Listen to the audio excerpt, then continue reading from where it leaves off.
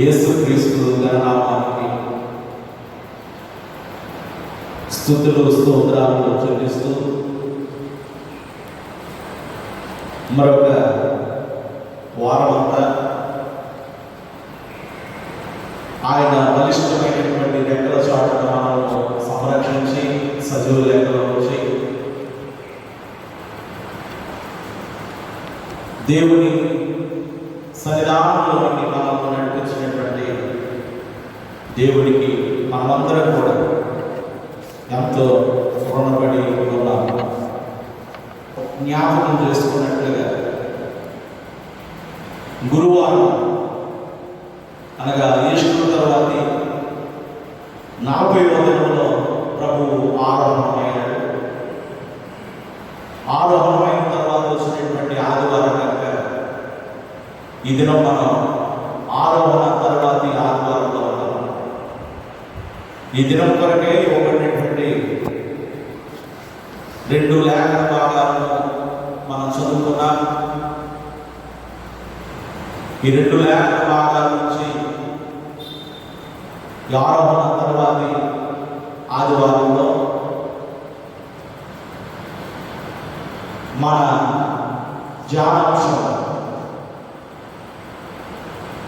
ఒకరి ఎడల ఒకరు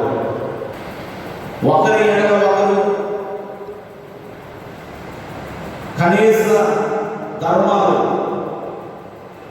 పాటించలేనటువంటి పరిస్థితుల్లోకి వెళ్ళామా అనేది ఆలోచించారు.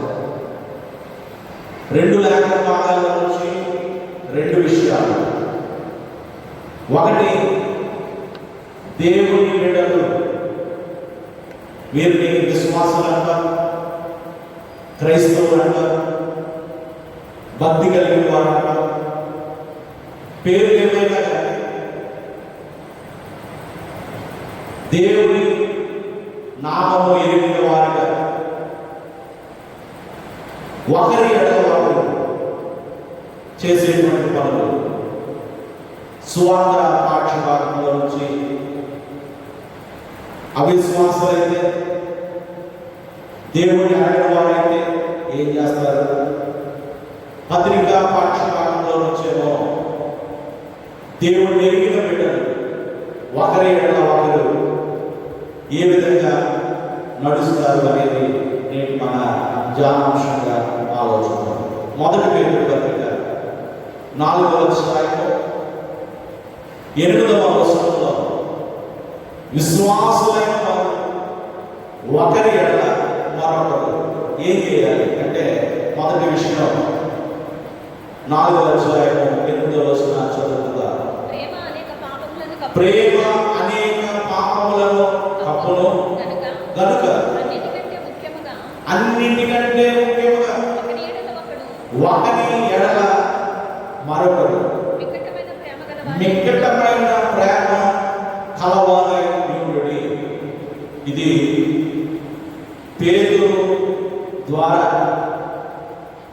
యేసు ప్రభువు మనకు మరొకసారి జ్ఞాపకం చేస్తున్నటువంటి విషయం.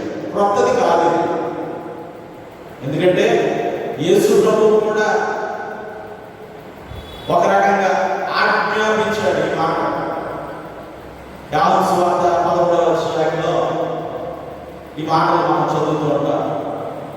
నేను మీకు ఒక క్రొత్త ఆజ్ఞ ఇస్తూ ఉన్నాను. అదేంటంటే, నేను మిమ్మల్ని ప్రేమించినట్లుగా. యోహాను సువార్త 11వ అధ్యాయం 34వ వచనాన్ని చదువుకుందా? మీరు ఒకరి ఎడల ఒకరు ఒకరినొకరు ప్రేమింపవలనని నేను మీకు క్రొత్త ఆజ్ఞ ఇస్తూ ఉన్నాను. నేను మిమ్మల్ని ఎలాగైతే ప్రేమించానో మీరు ఇతరులను అలాగే ప్రేమించండి. ఆల్రెడీ ఇది చెప్పేశాడు. ఇంకా మనందరికీ తెలుసు, మోషే ద్వారా ఇశ్రాయేలు ప్రజలకు ఇచ్చినటువంటి ధర్మశాస్త్రం అంతా ఒకే మాటలో నిక్షిప్తమై ఉన్నది. అదేంటంటే, నిన్ను వలె నీ పొరుగు వారిని ప్రేమించు. ధర్మశాస్త్రం అంతా కూడా ఈ ఒక్క విషయంలో వివిడి ఉంది అని అపోస్తలుడైనటువంటి పౌలు గలతీ పత్రికలో తెలియజేస్తూ ఉంటాడు. కనుక మొదటి విషయం, విశ్వాసులుగా దేవుడు ఎరిగినటువంటి వారుగా మన కుటుంబంలో ఉన్నవారికి కావచ్చు, మన ఇరుగు పొరుగు వారు, లేదా మనము పనిచేసే స్థలంలో, లేదా మనందరము దేవుని పేరున సమావేశం అవుతున్నటువంటి విశ్వాస గృహంలో ఒకరి ఎడల ఒకరు ఏం కలిగి ఉండాలి అంటే కనుక ప్రేమ కలిగిన వారుగా ఉండాలి.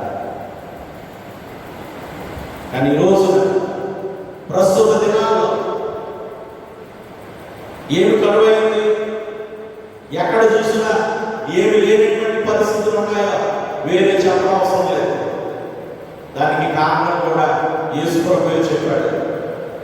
మత్తయి సువార్త 24వ అధ్యాయంలో మనం చూస్తే కనుక అక్రమము విస్తరించడం వల్ల అనేకులలో ప్రేమ చల్లారిపోతుంది.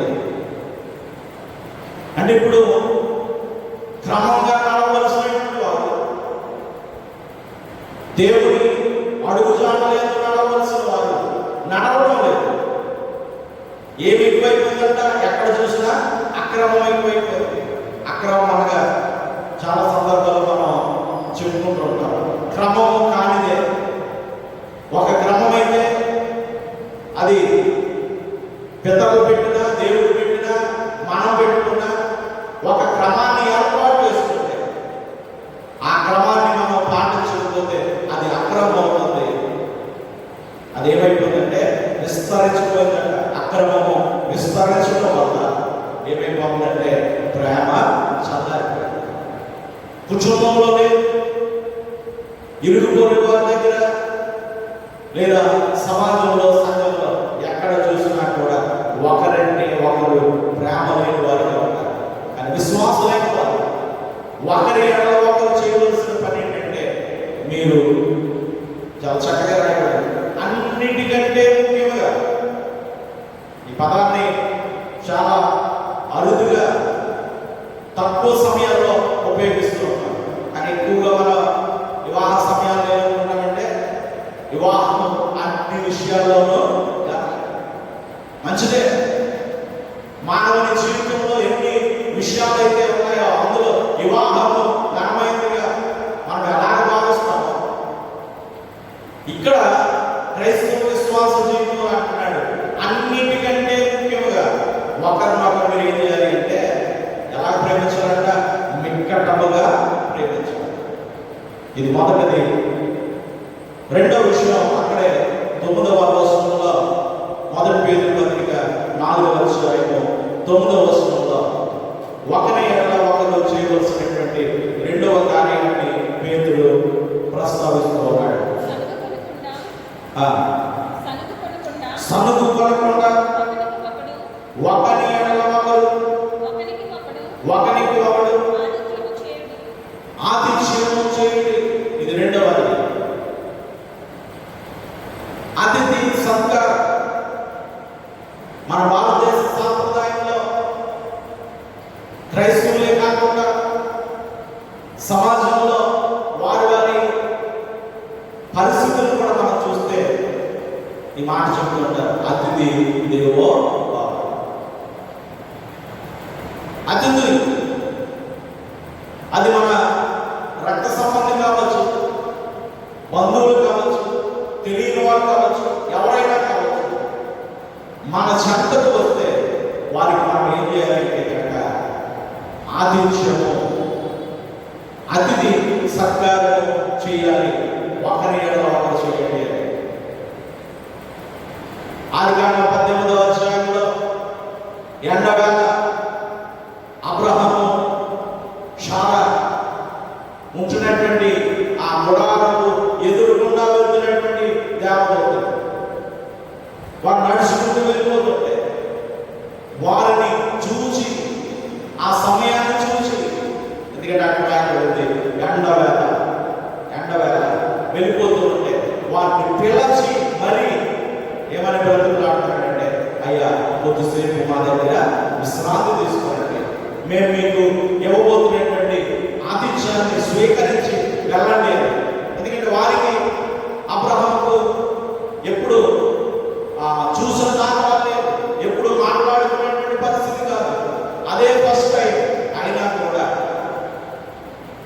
అబ్రహాము కలిగినటువంటి ఆశలు ఏంటంటే ఆతిథ్యము చేస్తూ ఉన్నాడు. తర్వాతే వారు అబ్రహాము శారాను ఆశీర్వదించి వెళ్ళినట్లుగా మనం చూస్తూ ఉంటాం. కాబట్టి ఒకరు ఏం చేయాలి అంటే ఆతిథ్యము చేయ మరొకటి. ఎందుకంటే ఈ మాటలు చాలా సందర్భాలు మనం చూస్తూ ఉంటాం. ఎబ్రీ పత్రిక 11వ అధ్యాయం 1వ వచనంలో, అలాగే విశ్వాసులుగా బాప్తిస్మ క్రమంలోకి వచ్చిన ప్రతి వారు కూడా అటు సేవకులను విశ్వాసులను వారి యొక్క గృహాలకు వచ్చి, ఎందుకంటే సరసాల నాయకుడు సరసాల బంధనైంది, అందరూ వెళ్ళిపోయారు అనుకున్నారు. కానీ పౌలు శీలలు అన్నారు, నీవు ఏ హాని కూడా చేసుకోవద్దు, మేము ఇక్కడే ఉన్నాం, ఎక్కడికి వెళ్ళలేదు అన్నప్పుడు సరసాల నాయకుడు అన్నాడు కదా, అయ్యులాగా రక్షణ పొందడానికి నేనేమి చేయాలి? చెప్పారు, ప్రభువైన యేసునందు విశ్వాసం ఉంచుము అని. సరసాల నాయకుడి కుటుంబం ఏం చేస్తుందంటే పౌలు శీలను తమ ఇంటికి పిలిచి వాళ్ళకి ఏం చేశారంటే ఆతిథ్యము చేస్తూ ఉన్నారు. అలాగే అపోస్తలుల కార్యాల 16వ అధ్యాయంలోనే దైవ భక్తి కలిగినటువంటి లూదియా అనేటువంటి స్త్రీ అక్కడ మనకు కనబడుతుంది. ఆమె కూడా పౌరులంట బలవంతం చేస్తుందట. ఎందుకని మీరు మా ఇంటికి వచ్చి తీరాలి, ఆతిథ్యము ఒకరి ఏళ్ళ వాళ్ళు చేయండి అని చెప్పబడుతున్నటువంటి మాట. అలాగే మొదటి పేరు పత్రిక 4వ అధ్యాయం 10వ వచనంలో ఒకరి ఏళ్ళ ఒకరు చేయవలసినటువంటి 3వ కార్యాన్ని ఇక్కడ తెలియజేస్తూ ఉన్నాడు. దేవుని నానా విధమైన కృప విషయమై మంచి గృహ నిర్వాహకులై ఉండి ఒక్కొక్కడు కృపావరం పొందిన కొలది ఉపచారము చేయండి. ఆతిథ్యంలో ఏమి ఉపచారమే, ఈ రెండు కలిపేసి చూడకూడదు. ఆతిథ్యం అంటే వారికి కావాల్సినటువంటి ఆహారం పెట్టడం, వారికి కావాల్సినటువంటి దప్పిక తెచ్చడం, ఇది ఆతిథ్యంలోకి వస్తుంది. ఉపచారం అంటేనేమో వారికి కొన్ని సహాయం చేయడం, హెల్ప్ చేయడం, భోజనం పెట్టి హెల్ప్ చేసామనుకోకూడదు, అది ఆతిథ్యంలోకి వస్తుంది. ఎందుకంటే మనం చూస్తూ ఉంటాం, మంచి సమరయుని వృత్తాంతంలో కొట్టబడి గాయాలతో ఉన్నటువంటి ఆ దొంగల చేతిలో చెక్కబడినటువంటి వ్యక్తి దగ్గరికి వచ్చినటువంటి సమరయుడు చేసినటువంటి కార్యాలలో ఈ రెండు కూడా మనం చూస్తూ ఉంటాం. అతనికి ఆహారం పెట్టినట్లుగా, రెండవది ఏం చేశాడంటే ఉపచారం చేశాడు. ఉపచారం అంటే గాయాలను కడిగాడు, నూనె రాశాడు. ఇలాగా ఎక్కువగా మనం ఒకవేళ ఎవరైనా రోగి ఉంటే, ఎవరైనా లేవలేని స్థితిలో ఉంటే వారికి కొన్ని ఉపచారము చేయవాలి. ఇది క్రైస్తవులుగా ఒకరి ఏడవ వాళ్ళు చేయవలసింది. దీన్నే మదర్ తెరెసా తన జీవితంలో ప్రథమ స్థానం ఇచ్చినట్లుగా మనం చూస్తూ ఉంటాం. ఒకరికి ఉపచారం చేయండి అనేటువంటి ఈ భాగాన్ని తీసుకుని చివరికి వారి ఇంటిలో వారు కూడా తాకనేటువంటి ముట్టుకోవడానికి ఇష్టం లేనటువంటి వ్యక్తులను ఆమె తాకింది, వారికి కట్లు కట్టింది, వారికి స్నానం చేయించింది అనే చరిత్రలో మనం చెప్పుకుంటుంటాం. అందుకనే మీరు ఎక్కడైనా చూడండి, ఎక్కువగా నర్సెస్ అంతా కూడా ఎవరు అంటే క్రైస్తవ సమాజంలో వారు కూడా చాలా పేషెన్సీ వారికి ఉంటుంది. ఎవరో ఒకరిద్దరు ఇసుకుంటారేమో కానీ కారణం ఏంటంటే యేసు ప్రభు చెప్తూ ఉన్నాడు, ఒకరి ఒకరు మీరు ఏం చేయాలంటే ఉపచారము చేయాలి. ఉపచారంలో చేయాలి. అంటే ఇది దయ కలిగిన కరుణ జాలి చూపించడం ఈ ఉపచారం కిందకి వస్తాయి. తర్వాత 11వ వచనాన్ని చదువుతున్నప్పుడు పేతురు 4వ అధ్యాయము 11వ వచనాన్ని చదివితే 4వ విషయం, ఒకడు బోధించేవాడైతే కనుక బోధించిన ఎడల దైవోక్తులను బోధించినట్లు బోధింపవలెను. ఇక్కడ మనం చూస్తే కనుక బోధించే ఒకరికి ఒకరు బోధించండి.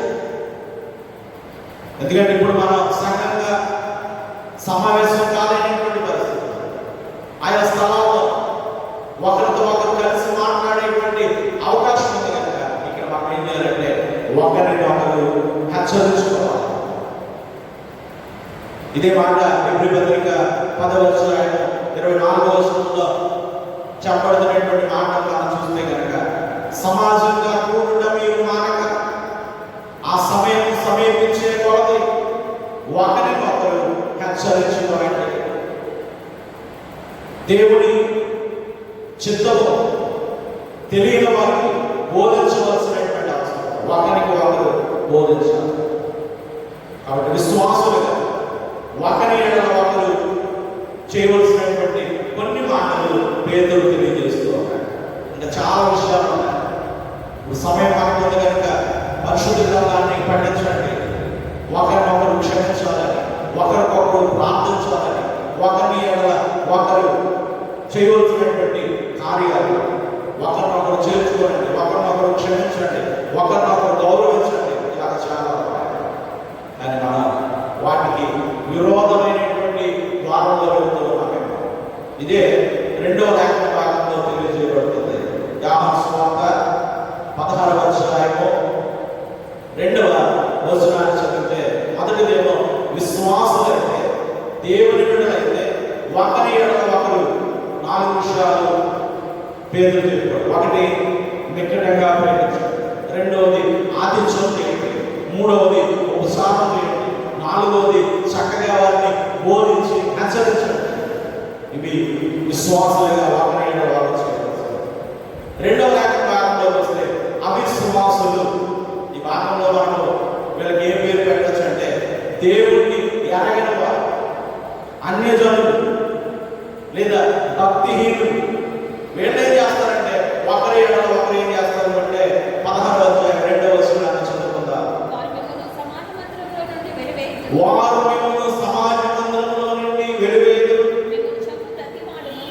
అలాగే మిమ్మల్ని చంపుతూ ఉంటారు. మిమ్మల్ని చంపు ప్రతివాడును దేవునికి సేవ చేయుచున్నాం అనుకునేటువంటి కాలము వచ్చి ఉన్నది.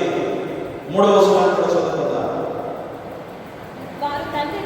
వారు తండ్రిని నన్ను తెలుసుకొనలేదు కనుక ఈ కార్యాలు ఎందుకు చేస్తారంటే ఏం చేస్తున్నారు? వీళ్ళు ఒకరంటే ఒకరికి పడట్లేదు, ఒకరంటే ఒకరు ఆ కోపం, పగ, ద్వేషం. ఇందాకైతేనేమో మిక్కటంగా ప్రేమించారు, దానికి పూర్తి వ్యతిరేకం. ప్రేమకు వ్యతిరేకం ఏంటంటే పగ, కోపం, హాని చేయాలని. ఇది కూడా ఒకరి ఎడల ఒకరు వేలు చేస్తున్నారు. ఎందుకు చేస్తున్నారు? 3వ వచనంలో చెప్పేస్తున్నాడు, వారు నన్ను పంపినటువంటి తండ్రిని ఎరుగరు కనుక. ఎందుకంటే ప్రేమ స్వరూపే, ప్రేమ చూపించాడు, ప్రేమించమన్నాడు. ఆయన ఎరగడు కనుక ఎరగని వారిలో ప్రేమకు వ్యతిరేకమైనటువంటి పరిస్థితి, పగ, ద్వేషం, అసూయ ఇవన్నీ కూడా వారిలో ఉంటాయి. గాయపరచడానికి, మీ ప్రాణములను తీయటానికి వారు చూస్తూ ఉన్నారు. అపోస్తలుడైనటువంటి పౌలు యేసుక్రీస్తు దగ్గరికి రాకముందు వచ్చిన తర్వాత ఆ జీవితాన్ని మనం చూస్తే ఇలాగే ఉన్నాడు. పగ, యేసుక్రీస్తు మార్గంలో ఉన్నవారిని చూస్తే రగిలిపోయాడు కోపంతో. పగ, ద్వేషం అన్నీ కలిగి ఉన్నాడు. కానీ పట్టబడిన తర్వాత, దమస్కు మార్గంలో పట్టబడిన తర్వాత సంఘాన్ని విశ్వాసంలో ప్రేమ